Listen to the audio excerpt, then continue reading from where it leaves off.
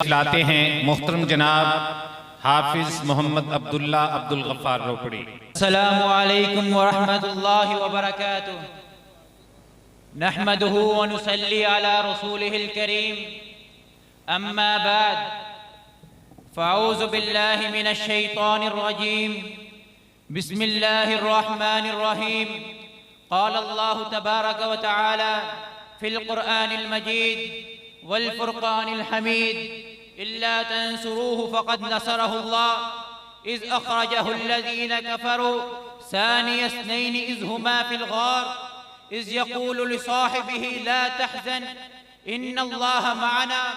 हज़रात, आफ़ताबे नबूवत के दरख्शंदा सितारों में सबसे रोशन नाम यारे ग़ारे रिसालत खलीफा अव्वल अफ़ज़लुल बशर बादल अंबिया जनाबे सैयदना सिद्दीक़ अकबर का है। वो कि जिन्होंने अपनी सारी जिंदगी नबी मुकर्रम की खातिर वक्फ कर दी और जब तक जिंदा रहे आपकी खिदमत में रहे, आपकी इताअत में रहे। और यही वजह है कि जिसकी वजह से उन्हें 12 जन्नत की बिशारतें और जमानतें भी दी गई। और नबी मुकर्रम की वफात के बाद जब खलीफा अव्वल बने तो खिलाफत का हक अदा कर दिया, लेकिन उसके बावजूद कुछ बदबख्त और बदनसीब लोग मौजूद हैं कि जो उनके खिलाफ गलीज़ जुबान इस्तेमाल करते हैं।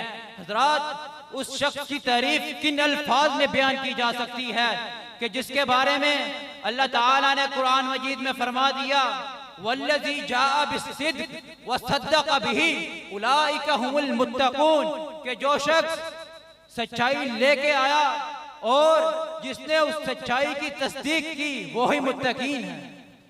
हज़रात, सैयदना अबू बकर सिद्दीक रज़ी अल्लाह ताला अन्हु के फ़ज़ाइल और मनाक़िब बहुत ज़्यादा हैं कि जिन्हें बयान करने लग जाऊं तो रात गुजर जाए।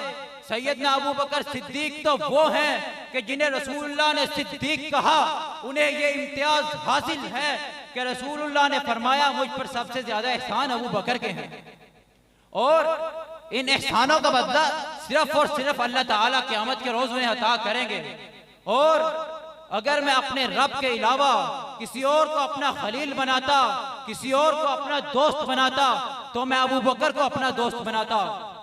और सैयदना अबू बकर सिद्दीक उम्मत की वो वाहिद हस्ती है कि जिन्हें जन्नत के 8 दरवाजों से पुकारा जाएगा। सैयदा आयशा सिद्दीक़ा रज़ी अल्लाह ताला अन्हा बयान करती हैं कि मैं रसूलुल्लाह के पास लेटी हुई थी, रात को चांद सितारे चमक रहे थे। मैंने रसूलुल्लाह से सवाल किया, क्या इन चांद और सितारों के बराबर किसी की नेकियां हो सकती हैं? तो रसूलुल्लाह ने फरमाया, हाँ, इनके बराबर उमर फारूक की नेकियां हैं।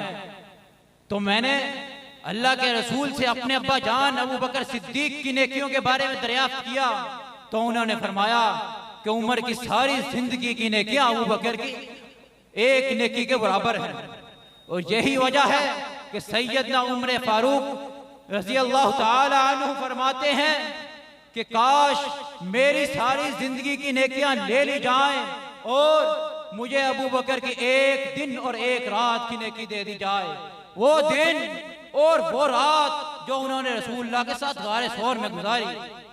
हज़रात, सैयदना उमर फारूक फरमाते हैं कि अबू बकर सिद्दीक हमारे सरदार हैं, हम में सबसे बेहतर हैं और हम में सबसे ज्यादा रसूलुल्लाह का महबूब है।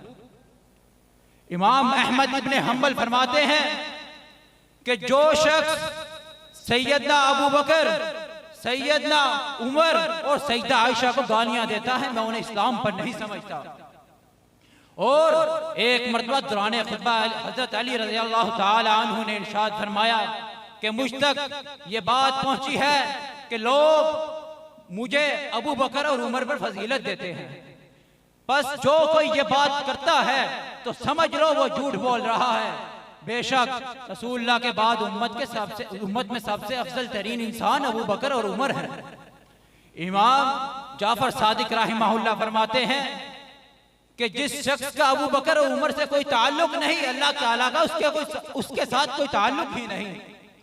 और अल्लाह को गवाह बना के कहते हैं, अल्लाह मैं अबू बकर उमर से मोहब्बत करता हूँ, उसे अपना वली मानता हूँ। अगर मेरे दिल में उनके खिलाफ कोई बात हो तो मुझे क़यामत के दिन रसूलुल्लाह की शफाअत नसीब ना हो।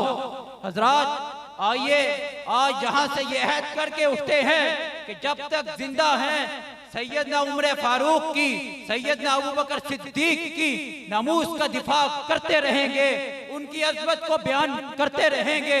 व आखिर दावाना अनिल हम्दुलिल्लाहि रब्बिल आलमीन।